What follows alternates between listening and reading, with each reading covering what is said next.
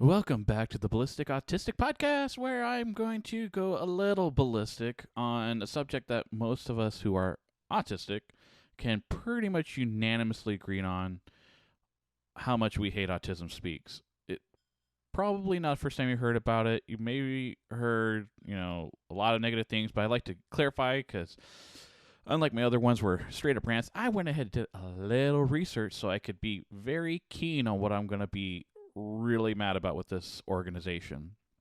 So let's just kind of jump right into it and just kind of talk about, let's just start off at least with the obvious when it was founded. So Autism Speaks, founded in 2005 by Bob and Susan Wright. Now, this couple, and we're going to be kind of focusing on Mr. Bob Wright here, uh, very lucrative and successful background. I mean, to say none the least. This guy was president of GE Financial Services back in 1984 and ended up becoming CEO and chairman of NBC back in 2001. So this guy is 100% like very wealthy, very educated, very driven, no doubt about that. And I mean, I hope someone like this started off originally wanting to do something good for people with autism. I mean, Autism Speaks talks about a lot of how, their main key is to bring awareness to autism. Guess what? Pretty much everyone knows what autism is. People are aware it exists. It's not some mythological disease that some people think it's like corona and it's not real. It's real. Corona's real, autism real. Vaccines don't cause autism. Maybe I'll do something on vaccines. Because I actually did a deep dive on vaccines a while ago, and it was kind of actually pretty interesting. But going back to Autism Speaks, because I don't want to get sidetracked like I normally do, which, if you've listened to the last few episodes, I have the tendency to rant on that. So, staying focused. All right.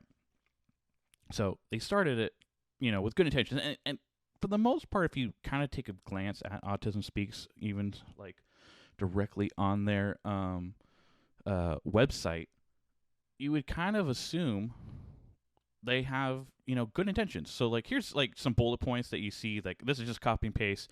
So I'm not, misquoting or misrepresenting, or at least hopefully I intend not to misrepresent, but just kind of like in the end how we interpret their actions, So here's just some bullet points that they put. They want increased global understanding and acceptance of people with autism. That one we're definitely going to touch on. Okay. Being a catalyst for life enhancing research breakthroughs. Again, we're going to have issues with that one. Increasing early childhood screening and timely interventions. We're going to get into that one. Improving the transition to adulthood. Okay, so here's the kind of interesting part. There's not really anything to address there because they've kind of negated that altogether. They don't really offer that. So it's just like, all right, that's kind of almost a bullshit life. I mean, they kind of do. They mostly don't. I mean, on and off, it doesn't really seem to be that kind of services. Last one, ensuring access to reliable information and services throughout the lifespan. Okay, it's kind of like a weird bullet point altogether. Throughout the lifespan is kind of, it's just, that one's just kind of an odd one. So, just focusing, all right, right off the bat, finishing up with like the overall, kind of history with Autism Speaks and why it kind of started out. It seemed good, but then just slowly, like, pretty much immediately, let's just be honest, kind of immediately just went into complete, like, what the hell, people. So, and it started out really that Autism Speaks got its first $25 million kickstart from Bernie Marcus, a dude that had strong connections to Bob Wright. So, and this is kind of important to keep in mind. I mean, you need someone, and it kind of sucks to put it this way, you kind of do need someone who is a philanthropist, who's business savvy. I mean, Autism Speak is still running, so obviously, like, there's a lot of busy savviness going on here, all right? Despite an organization that is pretty predominantly hated by the people they claim to help, as ironic as that is. It's like saying Black Lives Matter hates black people. You don't see black people predominantly saying they hate Black Lives Matter, or as a thing. So it's just like, what? But autistic people, we don't really like Autism Speaks. And we're getting into that. But I think it's really important to kind of establish some of the key things that happen within the span of Autism Speaks, of what gives us as people with autism kind of a reason to not like them and wish that they weren't really the biggest advocate for those who are on the spectrum, because we don't really feel represented by them. And we're going to get into that little tidbit too. So, just kind of going on with the overall timeline again. So it kind of mostly started, that first year fine, but in 2006, they produced and published a movie on their website called Autism Every Day. And it kind of just became really just it just kind of, here's the problem. It really just started out like everything is so doom and gloom. And this one's kind of hard to find. And so, because there's really the bigger issue where and I'm going to read part of the transcript here in a bit, where they did a very similar movie basically in 2009 called I Am Autism. And oh my God, the transcript is amazing. So we don't want to, I'm going to do my best dark, mysterious serial killer voice. So, another key point or marker for Autism Speaks was their merger with the NAAR, the National Alliance for Autism Research. Now, they were founded back in '94, and they alone actually spent over $20 million in over 200 projects into research about autism, okay? And then they also merged with CAM, Cure Autism Now, which was founded in '95. Now, their research was based on prevention and treatment. So obviously, there's kind of they were kind of more or less not necessarily looking to especially what I advocate for, like beyond the early intervention, but also the, jumping in with, literally like finding a cure, finding a vaccine from autism. Which there are autistic people like, we don't need a cure. Again, I talked about this myself. Like, if there was a pill, if there was a shot, I'm pretty sure I'd take it, because it's like, if it can make things better, what's the harm, really? I think people would, same if they were deaf, they would want their hearing back. If they lost their sight, they want their sight back. I think it's pretty normal. If someone lost an arm, they want their arm back if they could.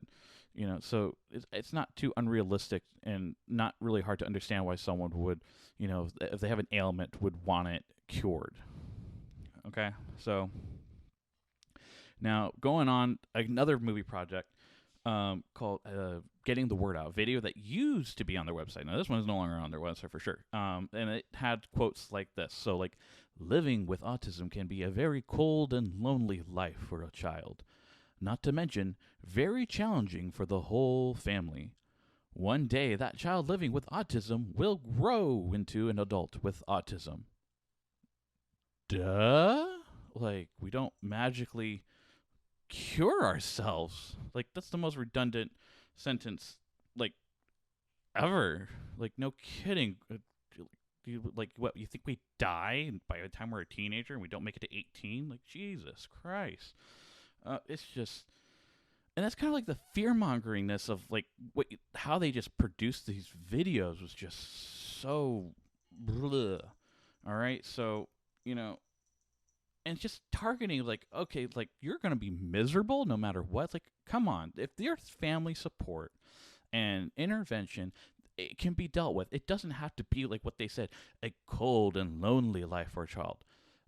We can have friends. We can have relationships with our parents and siblings. Like, they treat it as like we have to be quarantined and cast off from society. It's like, hello, you're advocates. You're supposed to be advocates for those with autism. How about talking about there can be a way to prevent your child from having a cold and lonely childhood? How about that? Like, isn't that what you're bringing in these tens of millions, hundreds of millions of dollars is supposed to be towards, is like, assisting those with autism. And again, we're going to probably touch on that a little bit. Hopefully I don't miss anything. There's a lot of research that I kind of didn't expect, and hopefully I'm not ranting too dang fast. All right. Okay. Moving on, because this is the one that, because it was newer, and I kind of remember this myself. We're already talking about 10 years ago. and I got married that same year, so I was already dating. This wasn't really on my radar as someone with autism. Um, so so we're gonna now talk about the I am autism, because I don't really want to bash and dissect every single video project that they ever produced, but this one was kind of like one of the big ones. Because like Peter Bell, an executive vice president of Autism Speaks, went on to, um, talk about how the video got plenty of positive responses from the autism community, and later said, but we realized it did hurt a certain segment of the population, which is why we removed the video link from our website. End quote. So it's just like, oh, it's so good, but you're really removing it from the. I mean, I'm generally not one for like, oh, don't pull it down for the minority. Like, if it, controversy helps too a little bit. But this is where it's coming into my. I'm gonna read the transcript from this, and I do apologize. This is probably gonna be a long read, but I just really, really want to kind of get the point across of how, like, not disparaging, maybe darkening of the issue that is autism, because they made it seem like getting Ebola. That's really what it is. They made it like an Ebola horror flick. That's what it is. So, and I'm going to try and do my voice as best as I can from the audio. So if you can find some clips from I Am Autism, it's just, you can kind of start to get to understand, like, this is 2009. This is not that long ago. This is like, you should have had a little more forethought, and maybe even done a ton of screening among those in the autism community to realize, like, why a good majority were like, I think the majority were like, what on earth are you thinking? So, okay, here we go. I am autism. I'm visible in your children, but if I can help it, I am invisible to you until it's too late. I know where you live, and guess what? I live there too. I hover around all of you. I know no color barrier, no religion, no morality, no currency. I speak your language fluently, and with every voice I take away, I acquire yet another language. I work very quickly. I work faster than pediatric AIDS, cancer, and diabetes combined. And if you're happily married, I will make sure that your marriage fails. Pause. Okay, that's just like, hopefully I'm doing a good job with this, but that was just, really? Really? Like this thing is killing marriages? No, come on. I guess it's obviously, without a doubt, having an autistic child can have a certain strain. There's no doubt about that. I wouldn't downplay anyone going through mental issues, because there's definitely struggles with wishing so much more for your child and wanting to be able to communicate with them, having them be able to communicate with you, worrying about the future your child may or may not have. Get that. But like, oh my God. Okay, here we go. Keep going. Your money will fall into my hands, and I will bankrupt you for my own selfish gain. Pause again. Like, really? The only selfish gain, I think, is obviously Autism Speaks. They're just raking in the millions. And, okay, that line, yeah. Okay, keep going. I don't sleep, so I make sure you don't either. I will make it virtually impossible for your family to easily attend a temple, birthday party, or public park without a struggle, without embarrassment, without pain. You have no cure for me. Your scientists don't have the resources, and I relish their desperation. Your neighbors are happier to pretend that I don't exist. Of course, until it's their child. I am autism. I have no interest in right or wrong. I deserve great pleasure out of your loneliness. I will fight to take away your hope. I will plot to rob you of your children and your dreams. I will make sure that every day you wake up, you will cry, wondering who will take care of my children after I die. And the truth is, I am still winning, and you are scared, and you should be. ugh. Okay, pause. Can I kind of get the point why like why those of us on pictures like feel like this is just insane fear mongering of the whole concept of autism. Like, there's nothing positive happening in this montage of B-roll of people with autism and their struggles and all this. So it's just like, it's just, oh man, it's a rough one. What was going through their mind? Okay. All right, so we're gonna keep it. We're almost done, people. I apologize. Thank you so much for hanging in there. And so but at this point, it kind of tries to go into a very positive spin. So I mean, it's like a 50-50 with this video, and I want to represent it as best as I can. So, the real problem was kind of like the beginning, because it jumps in and it gets a real positive spin on there. So it talks about, and I want to reiterate, because these were good points of what you want to see from a strong community. Just some of the quotes. Family can be much stronger than autism ever anticipated, and he will not be intimidated by you, nor will the love and strength of my community. I'm a parent riding toward you, and you can push me off this horse time and time again, but I will get up, climb back on, and ride on with this message. Autism, you forget who you are. You forgot who you're dealing with. You forgot the spirit of your mothers and daughters and fathers and sons. And then it kind of talks about, because there was a really interesting part. It in the video talks of we are Qatar.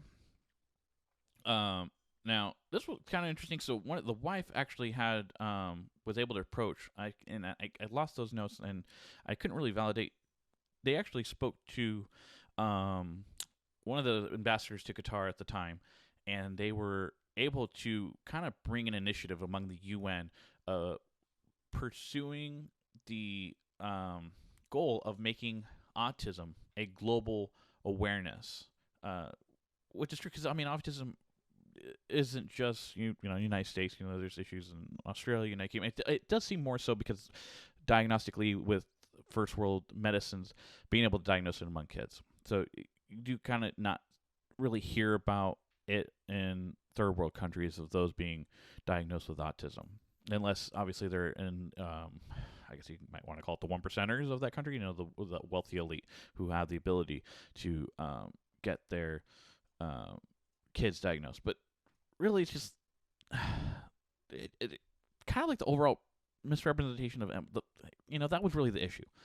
That first half of this movie, this B-roll montage of just like, okay, the dark menacing voice, which I like to think I did a pretty good job. It was just so almost uncalled for. So I mean, that was just kind of one aspect. You keep seeing this pattern of always producing this very, and I've already said it, the fear-mongeriness of autism to just scare people into, oh, we're the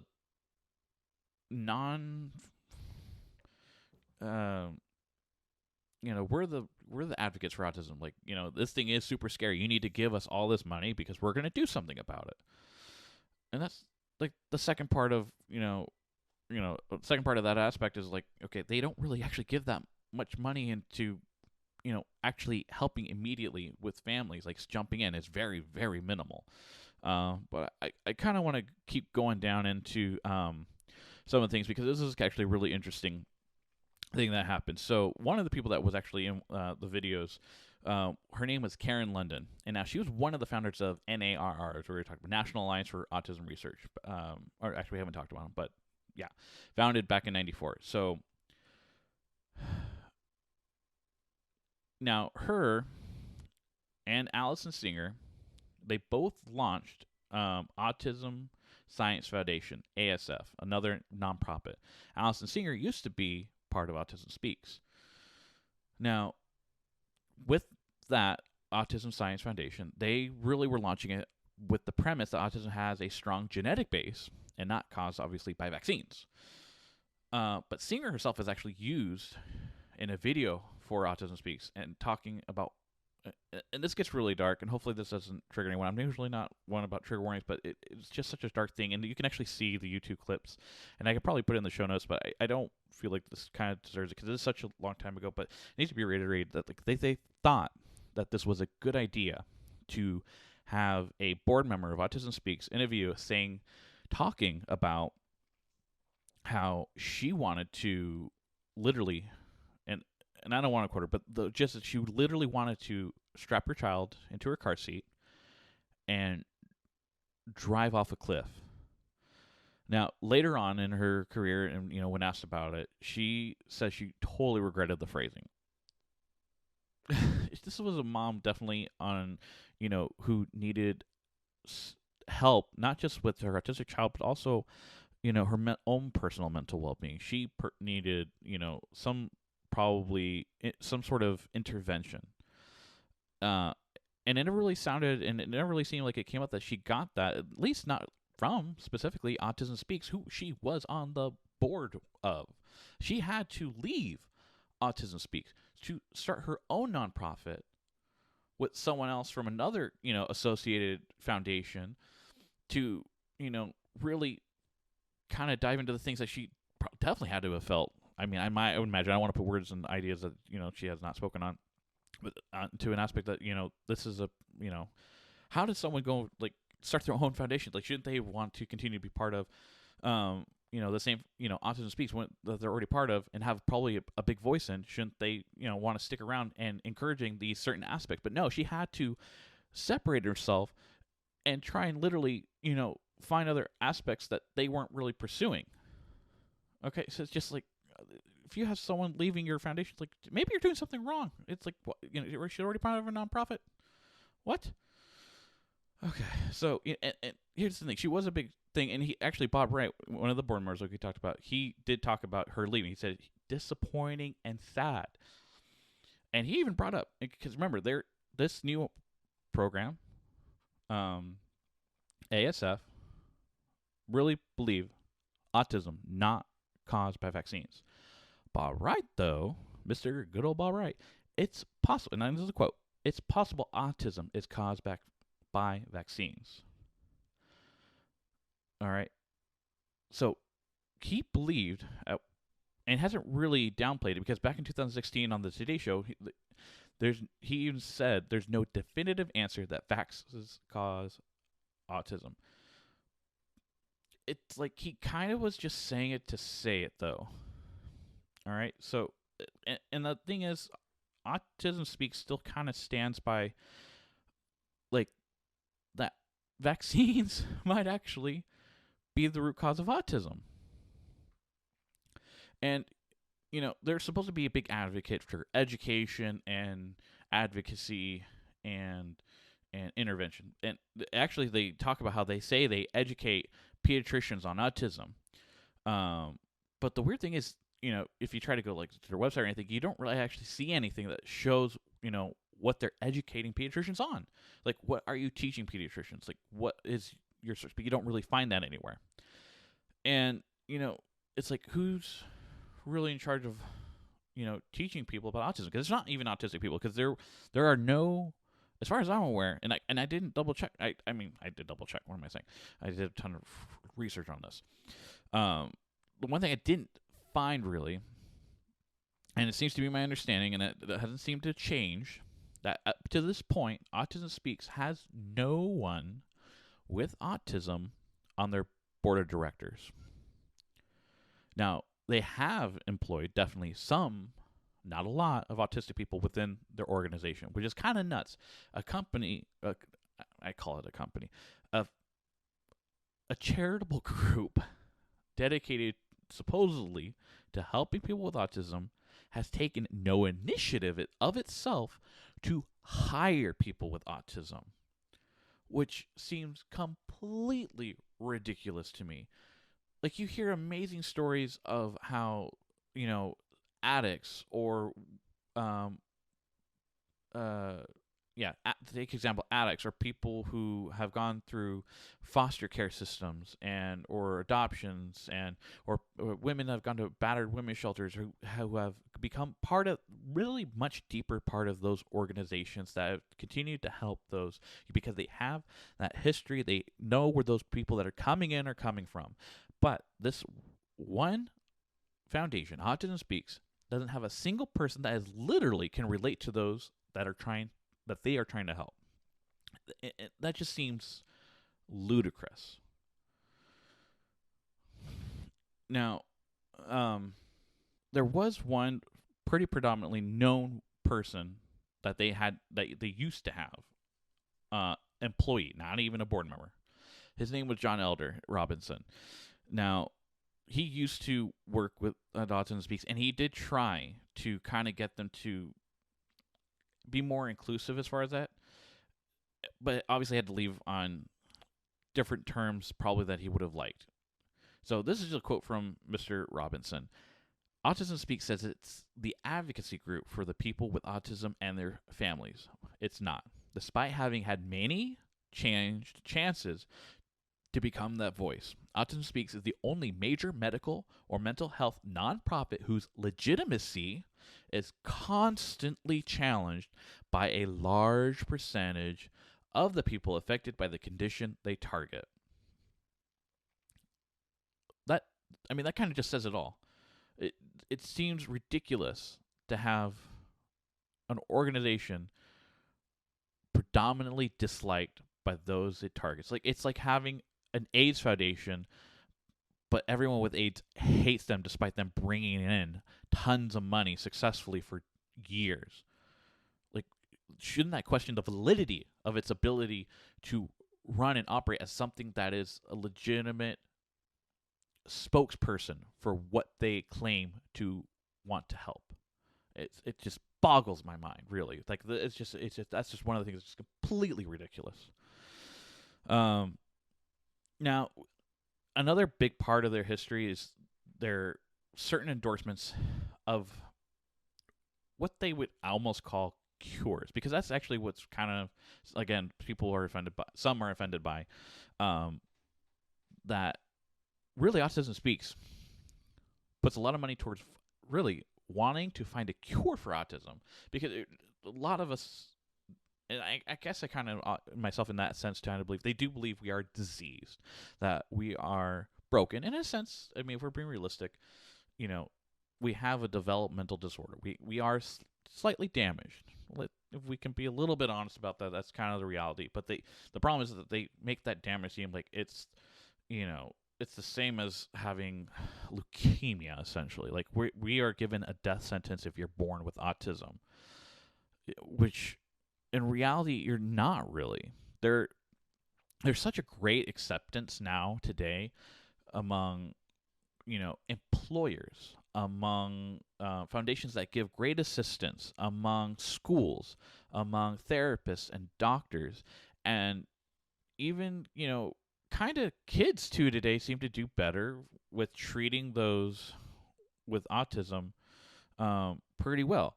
The only thing I wish there was better representation is actually law enforcement. Obviously, that's a ginormous topic in of itself, especially with everything going on, because there's been unfortunate instances with people with autism,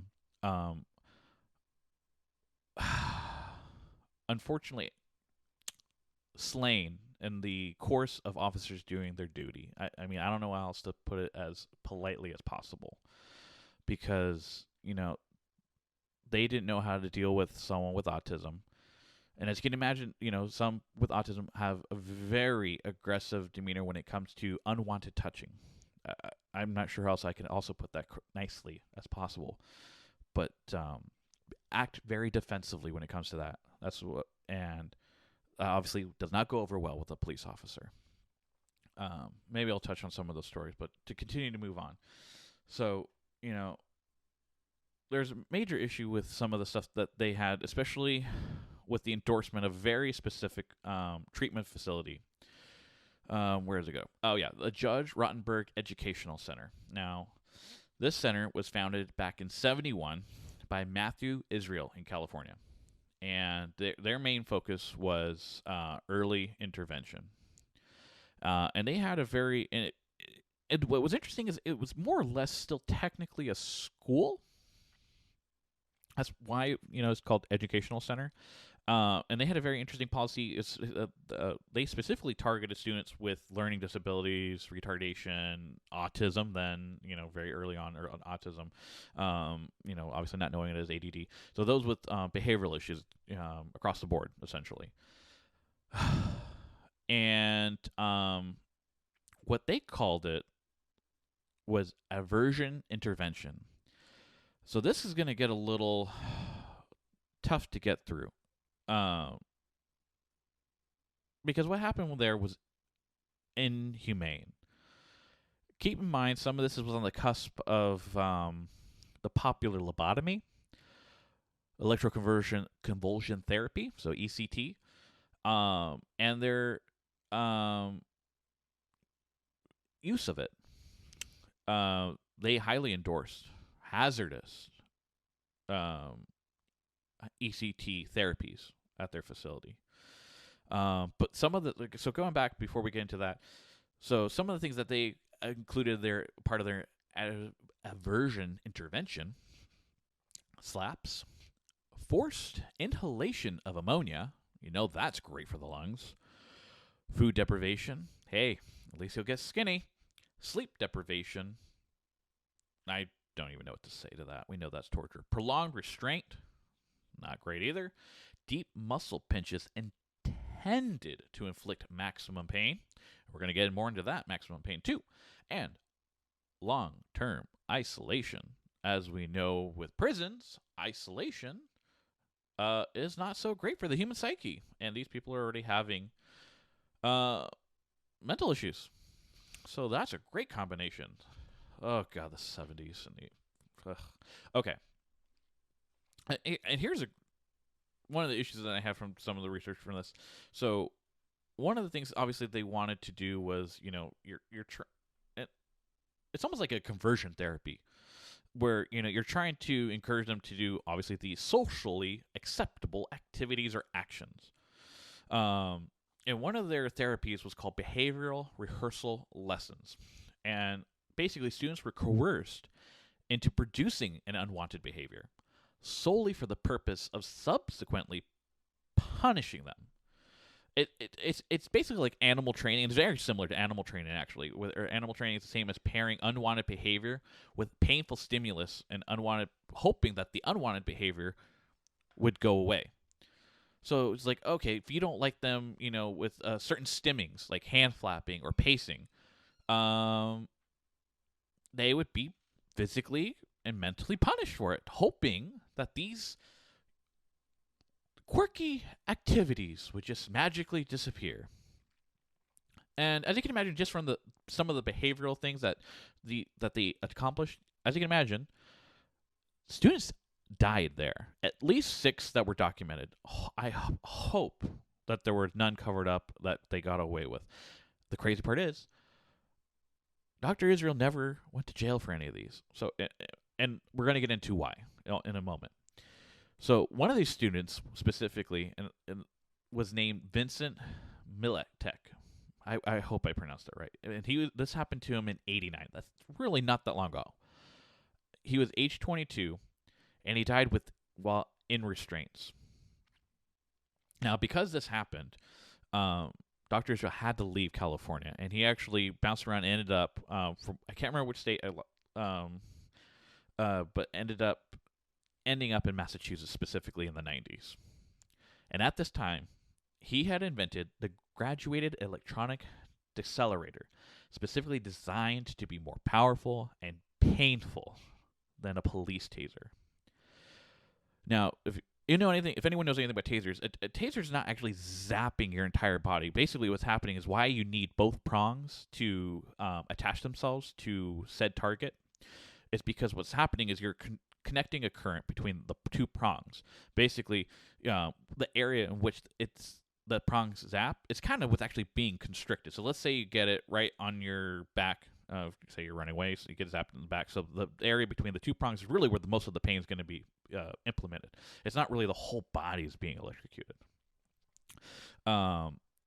So with that in mind, this device, and hey, he made it wireless too. All right. It had the prongs strapped to the student's body in different areas and never in the same spot for too long. But, as needed to help with their therapy, the students were zapped by staff pretty much at will, whenever they wanted to. Now, fortunately, because it's kind of ridiculous, they haven't been in a group that's been attached to Autism Speaks yet. Massachusetts tried to end this kind of therapy. Now, Dr. Israel sued the regulating agency, forcing the then commissioner of the mental retardation to resign. So it's kind of like that's almost insulting of itself, but it's kind of, I don't think it exists anymore. I didn't double check. But now this is why the facility is called the Judge Rottenberg Educational Center. The judge that oversaw the agreement of the overall settlement was that oversaw the settlement of the overall case was named. The facility was named after him. It's just kind of crazy. Basically Israel did it as a 1-2 punch of anyone that kind of spoke out against his ideas. It was like the judge's name's on the building because I'm right, kind of thing. And basically, to kind of to make it okay for him to do it, the judge says, all you have to do is just get a court order and we'll okay it. Just so we show people that we're trying to make sure there's some oversight into your therapy sessions. But he was basically getting the okay every single time. And one reason, and it's kind of crazy to think that a judge would disregard okay, obviously you had to have an idea of what he was doing. I mean, there had to have been, the case was brought this is what they're doing. He has this device that's literally intended to torture. That's what's going on there. The reason he basically got off with not even call it a slap on the wrist. He got governmental approval. And a big part of the reason why I even say governmental approval is because this is what happened. One of his strong allies was, at the time, Representative Jeffrey Sanchez, whose own nephew, Brandon, had been one of Israel's actual stays. Well, he'd been in his care since he was about 12 years old. And as far as I understand, he was there, still there, because we're talking about the 90s. So he's 12. He's probably in his 40s now. And it's really hard to hear about what he did to this kid. And this is just one kid. So Israel has shocked him more than 5,000 times trying to use this aversion therapy to stop him from doing whatever it was specifically. I didn't find out specifically what he was trying to stop him to do. But one of the times for as an, I don't know if you want to call it an exercise or a therapy session, 5,000 times of electroshock, which actually made Israel go back and redesign his device to make it more powerful. Even after all this, the parents still credit Israel for saving his life, and the uncle helped ensure, which now we're talking about, Jeffrey Sanchez, helped ensure that no bill banning aversion therapies became law. Now, it is important to keep in mind that, based on research, this child, Brandon, did have a history of self-harm, essentially. I talked about, I would hit myself when I had really bad moments with some schooling or something and wanting to punish myself. And this kid definitely, had something on the extreme. And I don't want to discredit ECT 100%. It has its place. The CDC has very strict guidelines of what it talks about using it, but respectively, Israel, and I know I'm not a medical person. I'm definitely talking above my intellect and pay grade.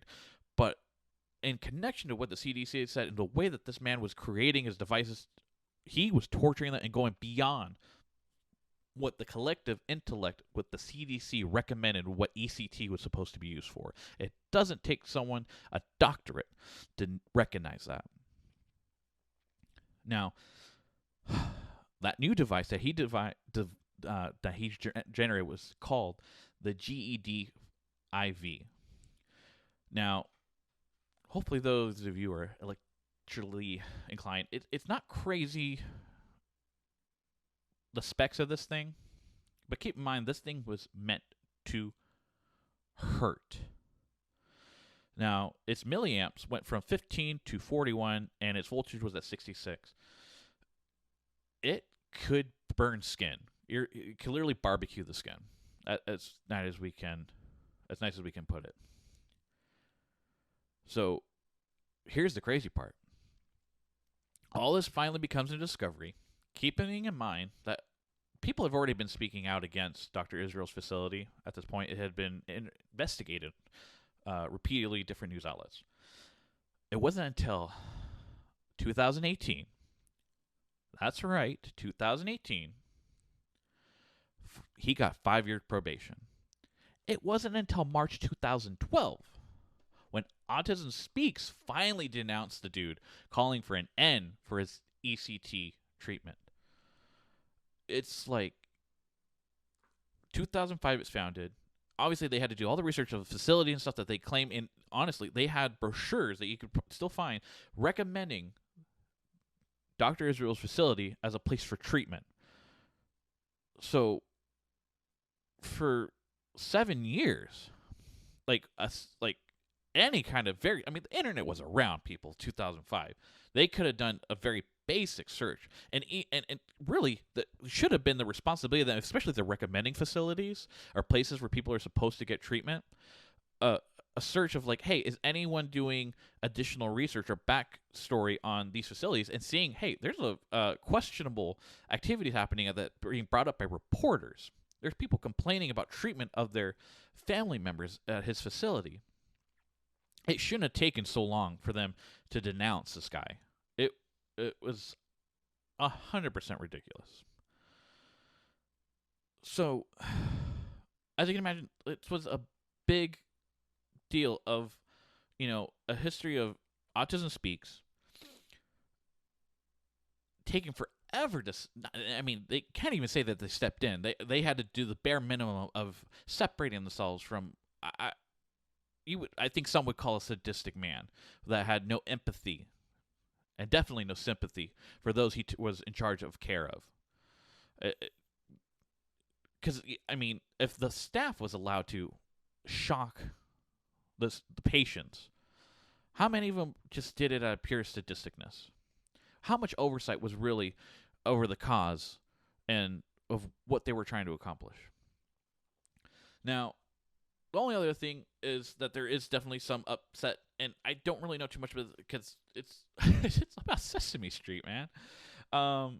As some of you may have known, if you know anything about autism, and I thought it was awesome when it came out. In 2017, Julia was introduced to Sesame Street, and she was an autistic puppet child. And there was actually a lot of genuine. I felt love and research went into this to create her. Some of the quotes as far as the development of Julia, because this is kind of not too much that really needs to be touched on, because it's going to end with Autism Speaks kind of ruining her. Julia was a girl.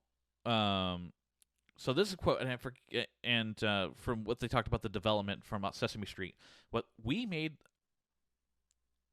Julia, girl. Okay, I'm messing up my quotes.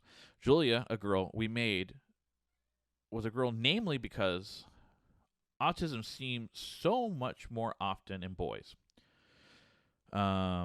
We wanted to make it clear that girls can be on the spectrum too, and we're trying to eliminate misconceptions, and a lot of people think that only boys have autism. So, there was actually, oddly enough, and somewhat justified, but it kind of shows you definitely a deeper forethought of what they were trying to accomplish with Julia. Yes, boys are much more predominantly diagnosed with autism, but there's actually more research, I wish I remembered. I should have wrote down the book, but it's actually more difficult, it seems, for girls to be diagnosed, and it seems like they're definitely being underdiagnosed as far as when it comes to girls being diagnosed with autism. which in reality, like, again, the whole point of any kind of these characters is to help with the acceptance of it. So it's like we need to accept that there are definitely girls with autism, despite the fact that we see definitely way more boys that have it. And they did a good job with, her debut, showing her, interaction with Big Bird is really sweet, and it was really a great thing for autism. It's like, just address her humanely. Just give them the time to advocate for themselves and speak. And obviously, she had interacted with, like, she was doing breathing exercises to help her calm down when she got nervous about loud noises. It was really fantastic. But unfortunately, there was a connection with eventually Autism Speak in 2019. Sesame Street created a PSA in association with Autism Speaks. It's screen for autism.org. And then they use Autism Speaks using, had the rights to use Julia's likeness and all their marketing stuff. And see, oh, that's right. So, Julia was created with an assistance with Autism Self-Advocacy Network, ASDN. Again, it's like a great amount of forethought and went into creating Julia. But, they recognize the issue with Autism Speaks and wanted no part of it, and they actually separate themselves and detach themselves from further working with Sesame Street on Julia. And basically now, Autism Speaks has their hands on her, and it's very unfortunate. So, I mean, just, these few things, are just kind of crazy. And so I kind of want to finish up with kind of finishing up the bullet points. And these are the main bullet points that Autism Speaks talks about. What their goals are when it comes to being advocates for people with autism. So, like, again, increasing global understanding and acceptance of people with autism. This is on their website, mind you. Again, they did do a pretty good job, but at this point, it's like autism's very much in everyone's mind. You have Light It Up Blue, April 2nd. There's literally a counter movement called Light It Up Red Instead, or Red Instead counter movement, because it's like, stop giving money to Autism Speaks. It's like, a lot of us is like, stop giving them money. Like, there's reasons, besides their rocky foundation, especially just Dr. Israel alone, the way that they have it feels demonizing of those with autism. Like, they need to go away. Being the catalyst for life-enhancing research and breakthroughs. They really put a lot of money into finding a cure. They don't really actually put that much money into real early intervention, like behavioral therapies or therapies that can help a child, like what Julie showed with her breathing exercises when she gets overstressed and overstimulated. Those kind of things are so immediately helpful to kids and helping parents learn what they are and training their kids and having a better family unity. Increasing early childhood screening and timely interventions. Again, they talk about how they educate pediatrics, but you can't even find what they teach pediatrics, or, you just don't know. Improving the transition to adulthood. They don't really have services themselves that show, like, adulthood. Like, what? Like, the only thing they seem to do is, like, they bring a genuine awareness to autism. They are fantastic at marketing that. 100%. They have these ginormous walkathons. But beyond that, like, other than that, they just use all that money to pay the bloated salaries of their board members, ensuring access to reliable information and services throughout the lifespan. Again, they for too long had a guy torturing kids and young adults. It's just such a rocky foundation, beyond a shadow of a doubt. And it hurts to see that a company like this be at the pinnacle of saying they represent us. It's ridiculous. Anyway, I wish there was better news, other than, a guy who tortured people only got probation. It's just, yeah. So this is my one rant where I got probably a little more excited about. I'm a little surprised I kept going this long, but hopefully kind of get you a better idea of, if you ever wondered why autistics us Aspies don't really like Autism Speaks. This kind of gives you very basic rundown, and then yeah.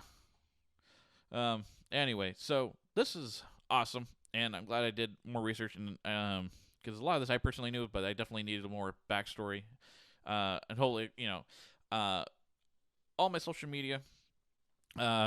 Feel free to reach out to me. The Ballistic Aspie on Twitter, Ballistic Autistic on Instagram.